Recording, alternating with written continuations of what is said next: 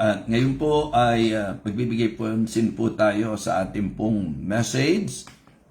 Ang message po natin is about the pleading and prayer of the psalmist.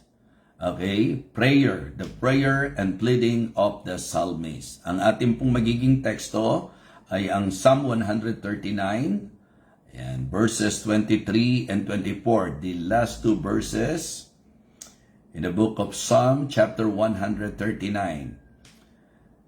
Search me, O God, and know my heart. Try me and know my thoughts. And see if there be any wicked way in me, and lead me in the way everlasting. So again po, ang sabi po ng ating teksto, ng ating pong mga talata, Psalm 139 verses 23 and 24, Search me, O God, and know my heart. Try me and know my thoughts. And see if there be any wicked way in me, and lead me in the way everlasting. Manalangin muna po tayo, pagpalain po ang pagbasa ng salita ng Diyos. Let us pray. Muli po aming Amang Banal, Diyos na kataas-taasan, kami po ay nagpapakababa sa iyo pong harapan upang humingi po ng lingap at ng iyong patuloy na pagpapala mula sa iyong salita. Thank you so much, Heavenly Father, for always guiding us, for always protecting us. Thank you so much for your goodness, O God. Thank you for the key of salvation. And this time, Lord, muli po kaming makikinig ng iyong salita. Samahan mo po kami. Pagpalain mo po kami. Kumilos ka po, dakilang Diyos, sa pamagitan po ng mensahe na amin pong pag-aaralan. Patawarin mo po kami sa aming mga kasalanan. Linisin mo po ang aming isip, puso at pagkatao. Marapatin mo po kami sa pagtanggap ng pagpapala mula sa iyong salita. Dakilang Diyos, ikaw pong patuloy na magpala sa ministeryo ng Believer's Breakfast. At hiling ko rin po, dakilang Diyos, na ikaw po ang magpapagaling sa lahat ng mga may karamdaman. At isa na nga po sa inaalala namin, si Brother Boy David, makarecover po nawa kaagad siya, Panginoon. Sa iyong makapangyarihang kamay, ipinagkakatiwala po namin ang kanyang kagalingan at ang lahat ng mga may karamdaman ngayon, dakilang Diyos.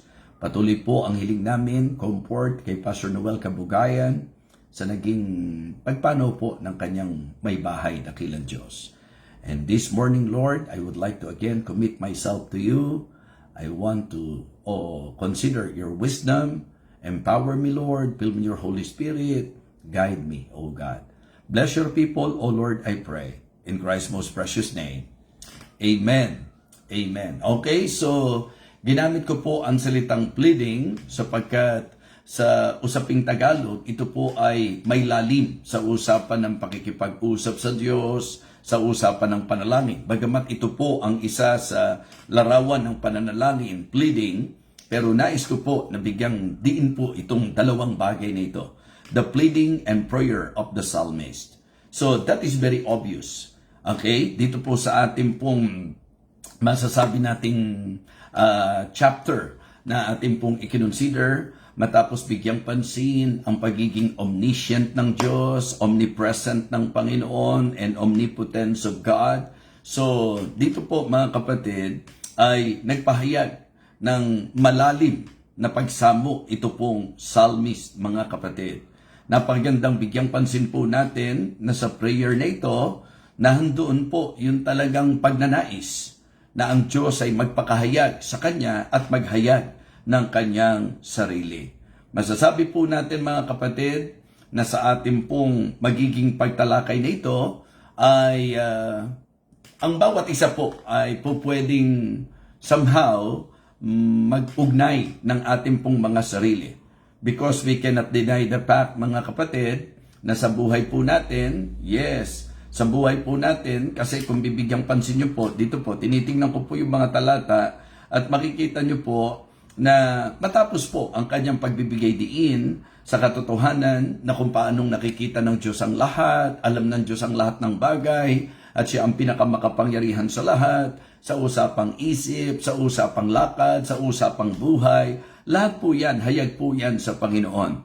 And in line with the thought, here we can see the psalmist expressing his heart. And again, this is an earnest pleading. This is actually a very enlightening prayer, because I can say that in our lives, once in a while, lalo na ngayon, matatapos na naman ng taon, isang magandang pagkakataon po para bago po ang ating patuloy na pagpasok sa panibagong taon, sa ating pong huling buwan para sa taon na ito, it is good na magkaroon tayo ng soul searching, ng self-evaluation, and we can use ito pong message na ito to somehow guide us sa ating pong bagay na dapat o nararapat gawin.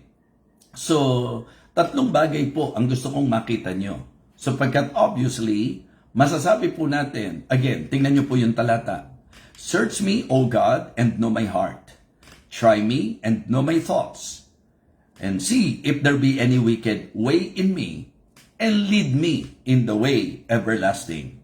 Actually po, kung hihimayin po natin, ang ibig ko pong sabihin, kung atin pong bibigyan ng detalye, ito pong mga talatang ito, sa atin pong magiging sasalo-salo, makikita nyo po na ang pleading na ito ay hindi po isang simpleng pagsamo, kundi you can really feel the heart of the psalmist. Kaya po mapapansin natin at masasabi po natin na ito po ay honest pleading. That this is an honest pleading. Masasabi rin po natin na ito po ay humble pleading. This is an honest pleading, humble pleading, and also a heartfelt pleading. This is a heartfelt pleading. So, itong prayer na ito, ang gusto kong sentrohan po natin. Siguro, isa-isahin po natin. Again, I can say that this is an honest pleading, humble pleading, and also a heartfelt pleading. So, ilang bagay po sa usapan po ng naging pagsamo ng psalmist, sa usapang pananalangin, sa usapang pakikipag-ugnay sa Diyos, sa usapang pagtawag sa Diyos, I can say na ang prayer na ito ay a prayer of transparency. Pansinin po natin ang unang linya ng verse number 23. Search me, O God, and know my heart. Panalangin na kung saan very willing na ihayag ng lubusan ang kanyang sarili. Siyasatin mo ko, O Panginoon. I believe, mga kapatid, ito ang isa sa magandang pattern sa usapan po ng tinatawag nating panalangin. One of the best prayer is actually, ito po yung honest na pagharap natin sa Panginoon, knowing that our God is all-knowing, kasi may mga pagkakataon na tayo mismo, hindi po tayo mulat, hindi tayo particular, mga kapatid, doon sa kung ano na ba ang mga bagay-bagay sa buhay natin. So it is good that once in a while, atin pong ipasiyasa talaga ang sarili po natin sa Panginoon. Search me, O God, and know my heart. Mga kapatid, kumbaga, ito po ay sincerity without secrecy. Ibig sabihin, hayag, willing po siya na sa kanyang pagpapakatotoo, ipakilala ng Diyos ang kanyang sarili, ipakita ang kanyang kamalian, ipakita ang kanyang kaisipan na hindi nakakalugod, mga kapatid. Alam po natin na ang Diyos po natin, sabi ko nga kanina, all-knowing po siya. Alam niya maging ang tibok ng ating puso, takbo ng ating isipan, and damang-dama ko po dito sa panalangin po ng psalmist na ito po ay a prayer of transparency, sapagkat hindi po siya para mag-pretend, hindi po siya para mag-cover ng kahit ano po sa kanyang, kundi heto po siya, buong puso, na inilalapit niya ang sarili niya. Alam niya na kung may nakakakilala sa kanya, ang Diyos. Alam niya na kung mayroong magpapakilala sa kanya sa sarili niya, ang Diyos. Alam niya na kung mayroong magpapakita sa kanya na kung sino talaga siya ay ang Panginoon Diyos. Kaya mga kapatid, mga minamahal, siguro po, isang magandang paalala po ito upang maiwasan na po natin ang mga masasabi nating pagpapaimbabaw na yung sarili po natin, mga kapatid, sa harapan ng Diyos. Sa harapan ng Diyos. Kasi minsan, we can portray a good image in the sight of men, and most of the times, ganyan po ang nangyayari. Kaya nga sabi ko po, sa harapan ng tao, pwede tayong magkubli. Sa harapan ng tao, pwede tayong magkanlong. Sa harapan ng tao, po pwede tayong magpanggap. Sa harapan ng tao, po pwede tayong magpakagaling. Sa harapan ng mga tao, pwede tayong magpakalidi. Sa harapan ng mga tao, ang dami pong bagay na pwede natin magawa sa harap ng mga tao na pwede nating mapapaniwala ang mga tao sa kung ano yung gusto po nating palabasin po sa kanila. Pero kailangan magkaroon ka ng moment na tinatawag nating magpe-pray ka ng tinatawag na prayer of transparency, that, being aware that our God is all-knowing, na walang natatago sa Kanya ka lalapit. Kasi minsan, sa ating pong mga naging takbo sa buhay, pati tayo confused na kung sino ba talaga tayo, kung ano ba talaga tayo. Di po ba? So kaya importante po, mga kapatid, na matuto po tayo dito po sa prayer na ito ng psalmist. Wala po siyang willing na itago. Wala na po siyang willing na talagang ikubli pa sa kanyang sarili.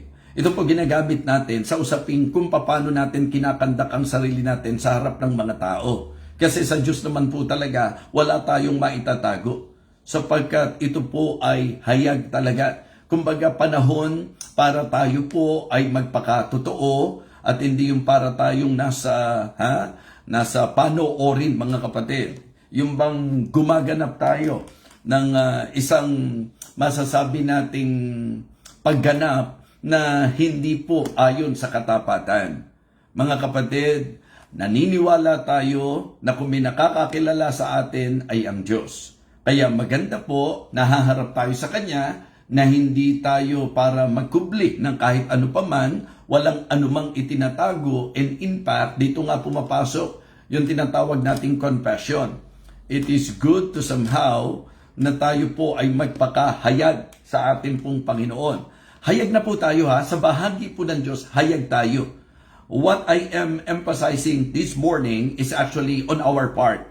On our part, it is good to somehow consider how the psalmist praise the Lord, and then, heto po siya, na gusto niyang magpakahayag sa Panginoon, kaya siya na po ang nananalangin at nagsasabi, saliksikin mo ko, O Diyos. Search me, O God, and know my heart. Try me and know my thoughts. At ang sabi nga po niya, see if there be any wicked way in me, and lead me in the way everlasting. This is an honest pleading. Sabi ko nga, sincerity without secrecy, mga kapatid. Kumbaga, wala na siyang gustong itago pa. Gusto niya na Diyos mismo ang maghayag ng kung sino talaga siya. Nakakapagod ang buhay sa pagbabalat kayo. Nakakapagod ang buhay sa pagpapanggap. Nakakapagod ang buhay na parang nasa isang palabas. Napakasarap na tayo po'y mabuhay na nagpapakatotoo sa harapan ng ating pong Panginoon. Mga kapatid, His honest pleading, I can say, it is a prayer of transparency. A prayer of transparency. Mga kapatid, naalala ko po na sa Chronicles, chapter 28, verse 9, meron pong linyahan po doon na sinasabi, for the Lord searcheth all things, or all hearts. Diba? Ganon din naman po sa Jeremiah. Niliwanag po na sa pangkalahatan, sa usapang karakteristik ng tao, ng puso ng tao, the heart is deceitful above all things and desperately wicked, who can know it? And then, I, the Lord, search the heart. Kaya nga sabi ko po, sa usapang buhay natin sa Panginoon, better to be honest, because whether hindi tayo magpakatotoo, alam pa rin ng Diyos ang totoo patungkol po sa atin. So kaya nga napakagandang pattern na po pwede po nating sundan, sapagkat ang psalmist po ay nagpakatotoo sa tinatawag nating sarili niya sa Panginoon. Parang ang sinasabi niya, Diyos, dahil ikaw naman ang nakakaalam, saliksikin mo po ang puso ko. Diba? Ang isipan ko. Okay? Tapos, ang sabi po niya, ituwid ang dapat ituwid sa Kanya, ilid mo ko sa tamang lakad, sa tamang buhay. Mga kapatid, napakagandang may consider po natin na kung tayo po'y magpe-pray, ang ganda po na maging bukas po tayo. 'Di ba? This is actually good na ako at ikaw ay maging open sa Diyos. Kung meron dapat ikumpisal, di po ba? Mga kapatid, sa kanya pong dating, parang ang idea niya is for God to confront him and for him to confess. Kung ano talaga, di ba? Kung i-correct po siya ng Panginoon, confront siya ng Panginoon sa idea po ng paghahayag ng Diyos, mga kapatid, ang talagang makikita niyo po is His willingness to make things right before God. So it is good to end our year na tayo po'y magpapasiyasat sa Diyos, tayo po ay magkakaroon ng tinatawag na honest prayer, di ba? Honest pleading, prayer of transparency, na heto ko Panginoon, lumalapit ako sa iyo, ihayag mo kung sino ko, pakita mo kung anong mali sa akin. So yun po ang pinakamagandang magagawa po natin. Isang napakagandang gawin po ng mga mananampalataya ngayong sandaling ito. Talagang masasabi natin in all sincerity. Sabi natin, search me, O God, and know my heart. Try me and know my thoughts, and see if there be any wicked way in me, and lead me in the way everlasting. So, tayo po ay patama sa Diyos, magpalinis po tayo sa Panginoon. This is also a humble pleading. I can say, hindi lang ito prayer of transparency, it is also a prayer of testing.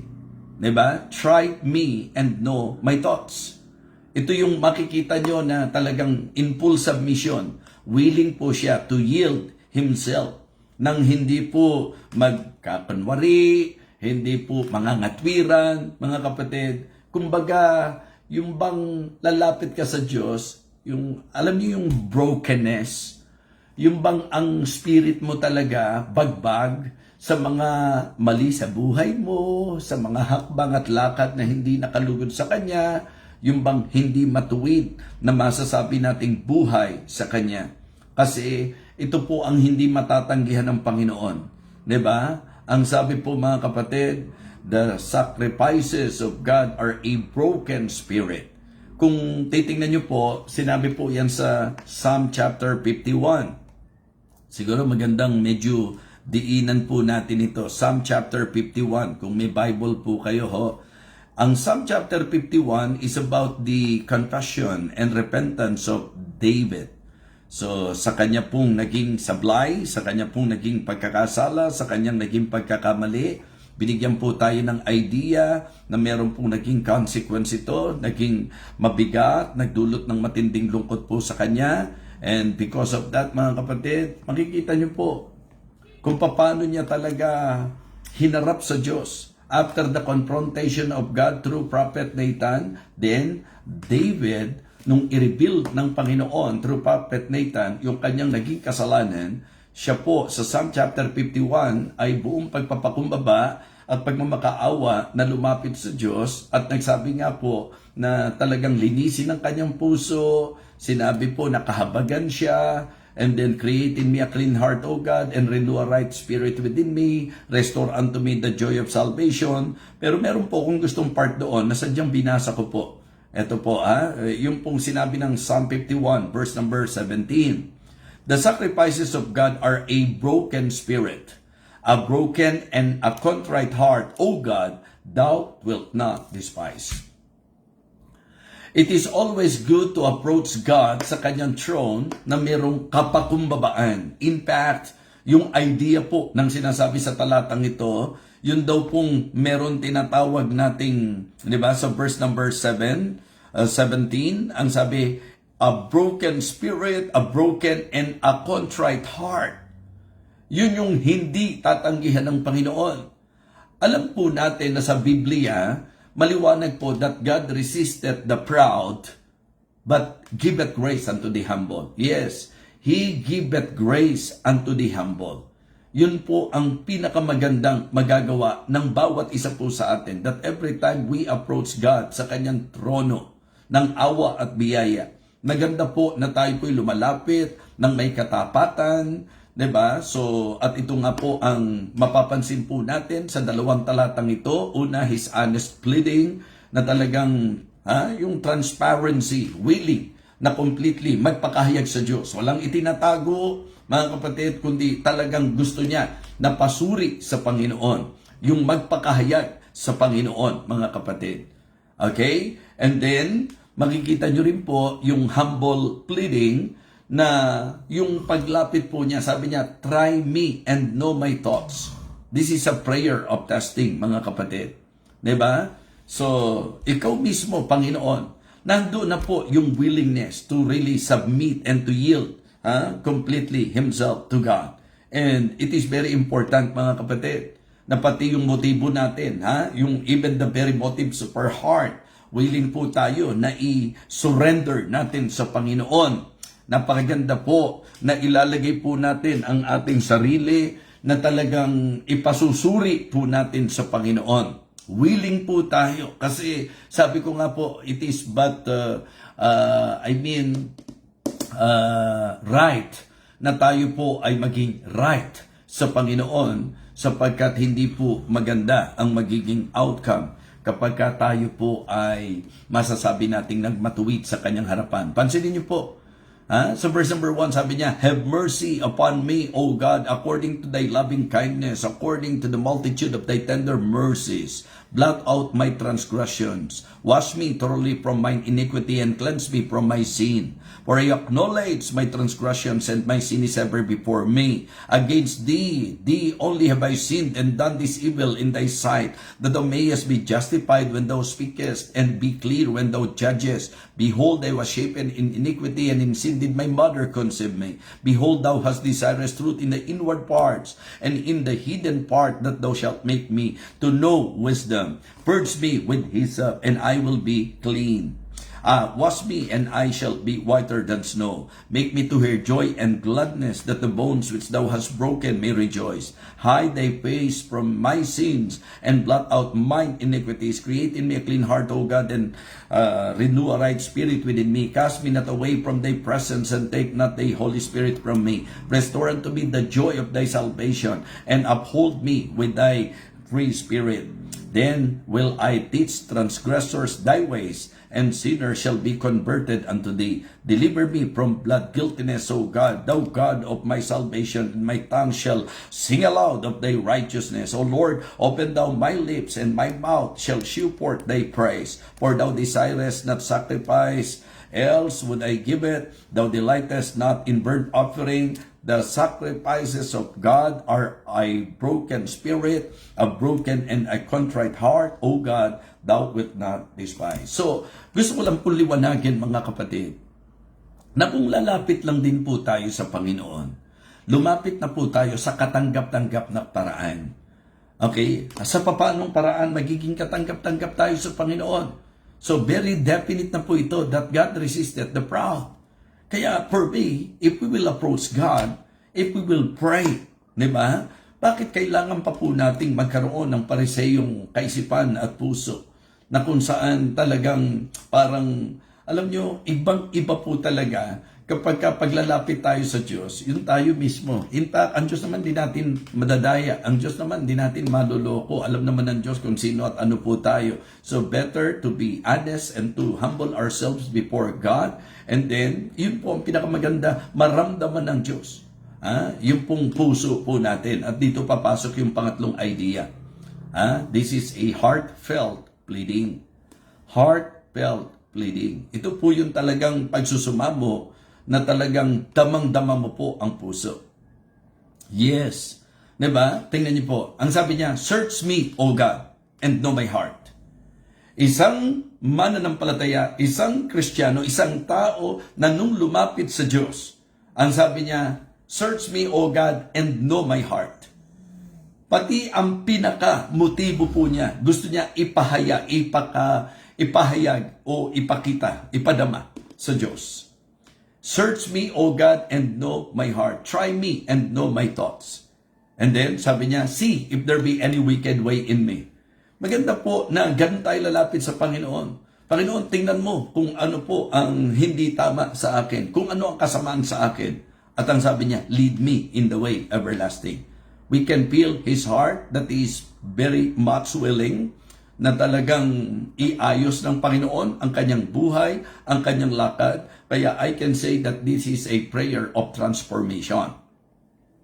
A prayer of transformation. Sabi niya, see if there be any wicked way in me and lead me in the way everlasting. The concept is very simple.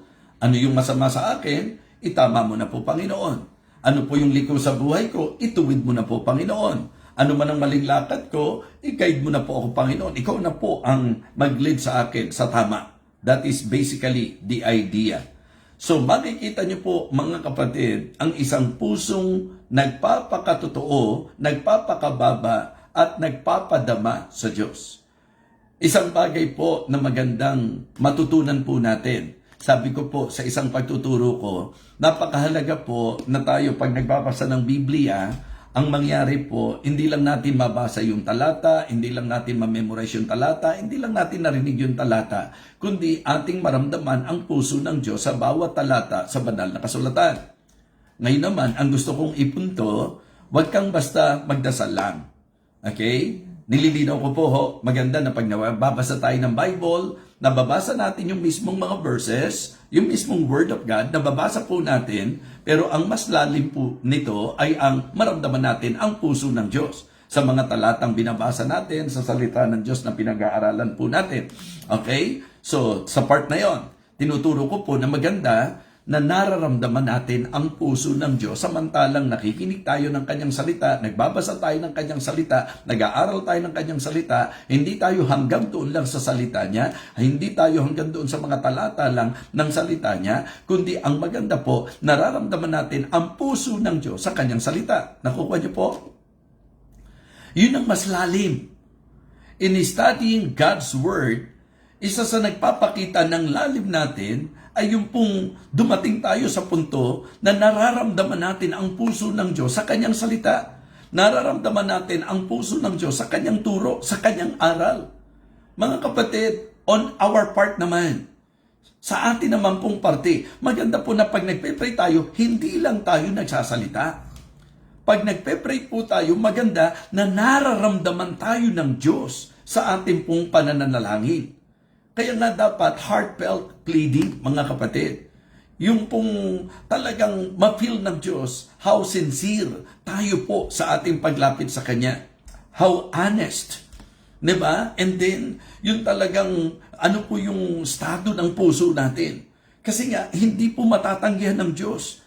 Yung pagkalumapit sa Kanya, bagbag ang puso, mga kapatid, na kung may kasalanan, kung may kamalian, nandoon na mararamdaman ng Diyos our willingness to make things right before Him. So, yun po ang punto, mga kapatid.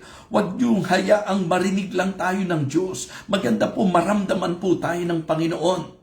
Kilala po niya tayo, hayag po tayo sa Kanya. And it is good to develop that kind of attitude that every time nalalapit tayo sa Panginoon, nandun yung honesty, nandun yung humility, nandun yung heart natin talaga, that we really mean it, na gusto natin talagang iparamdam sa Diyos na ito po talaga ang tibok ng puso ko, Panginoon.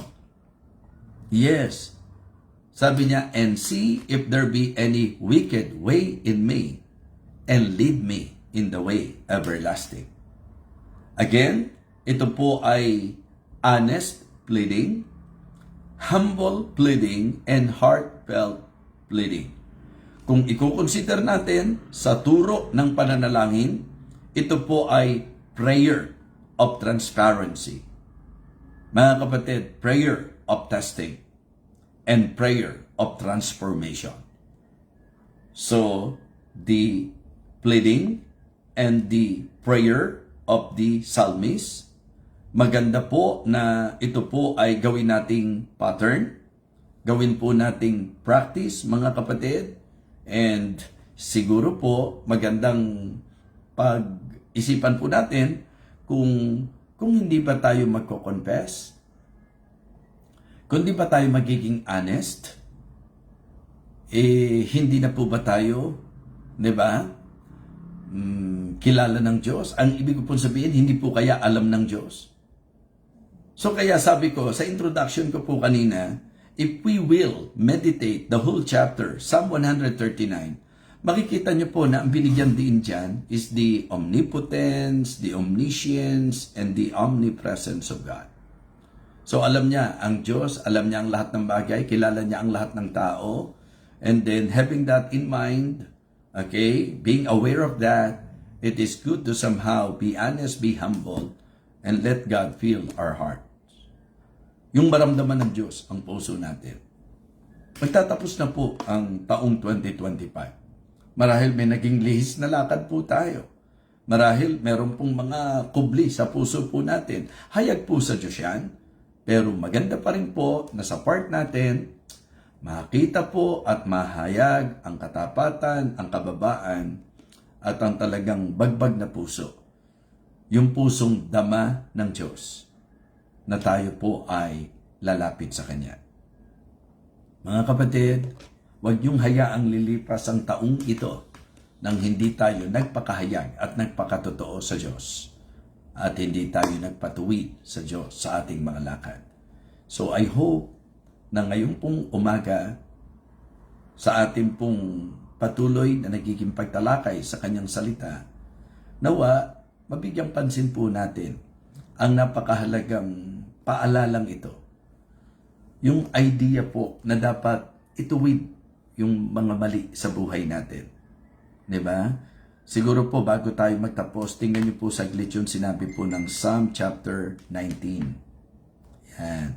Psalm chapter 19. Meron pong talata rito na po pwede po nating pagkunan ng diwa sa akin pong iiwanang aral sa inyo. Sa verse number 12, ang sabi po niya, who can understand his errors? Cleanse thou me from secret faults.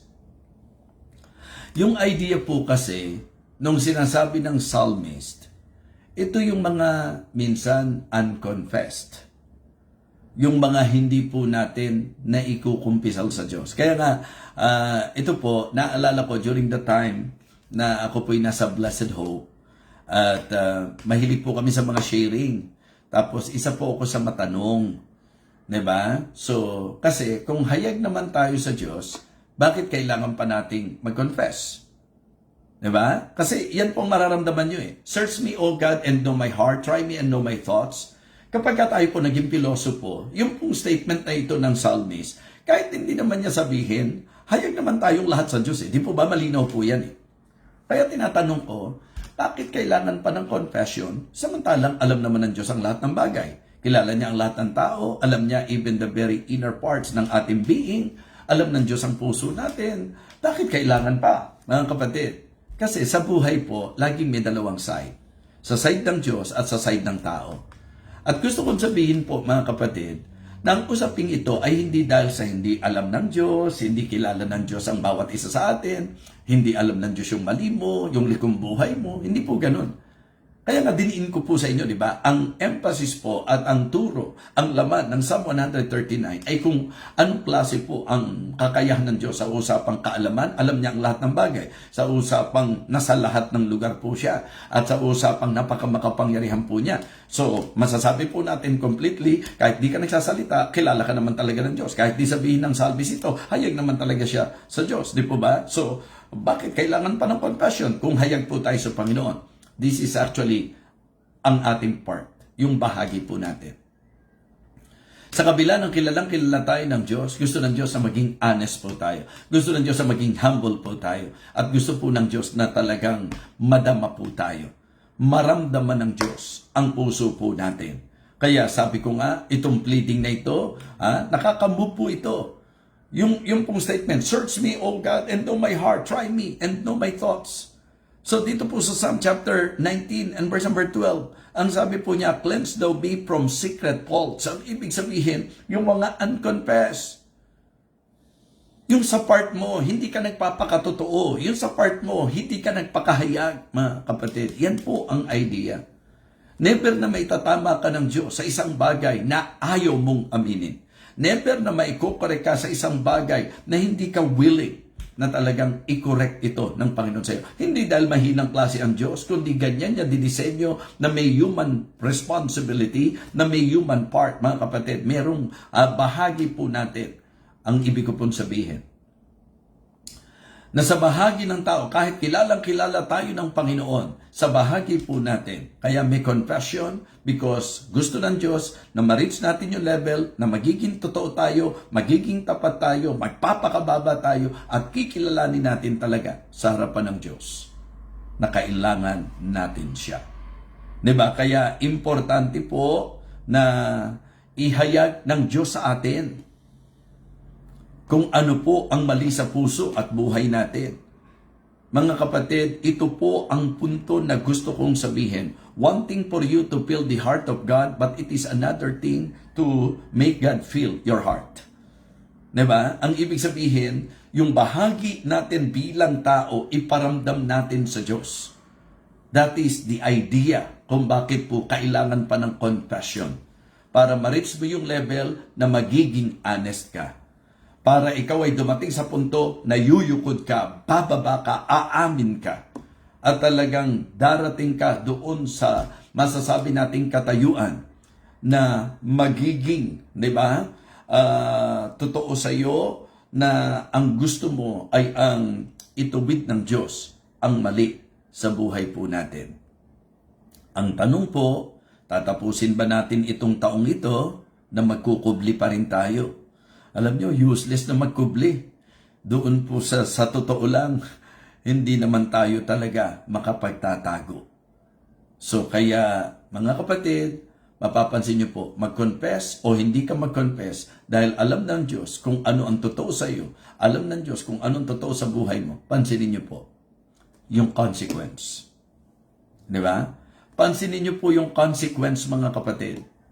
Diba? Hindi mo sinasabi kung ano ang maling ginawa mo.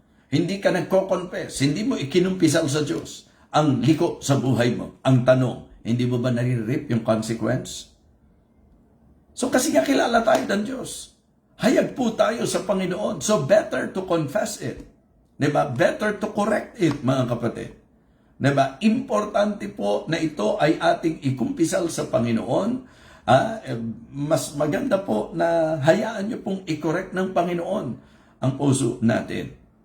So mga kapatid, mga minamahal, ngayong sandaling ito, I hope and I pray na ang ating pong pinag-aralan ay maging malaking tulong sa pagtatapos natin ngayong taong ito. Huwag nyo pong hayaan na papasok tayo sa 2026 na hindi natin ini-apply ito. Search me, O God, and know my heart. Try me and know my thoughts. And see if there be any wicked way in me, and lead me in the way everlasting. A prayer of transparency, a prayer of testing, and a prayer of transformation. Mga kapatid, an honest pleading, humble pleading, and heartfelt pleading. Mga kapatid, the pleading and prayer of the psalmist. Nawa, napagpala tayong muli at napalalahanan ng napakahalagang mensaheng ito. Mga kapatid, minsan pa pinapaalala ko po, magandang tapusin ang taong ito na tayo po ay magpapakatotoo, magpapakababa at magpapadama ng ating puso sa Diyos. Let us pray. Aming Ama, Diyos na makapangyarihan sa lahat, muli po kami nagpapasalamat sa napakahalagang sandaling ito na kami po sa harapan mo, O Diyos, ay magpapakatotoo, magpapakababa. Pagkakataon na kung saan gusto naming padama mo, lalo na kung pagod na rin naman po kami sa masamang epekto ng maling buhay po namin. Lalo na dakilan Diyos kung dama rin naman namin na inaani namin ang consequence ng mga mali sa buhay namin. O aming Diyos, hiling po namin na matulungan po kami ng halimbawang ito na ipinakita ng psalmist. Panginoon, lagi mo pong ipaunawa sa amin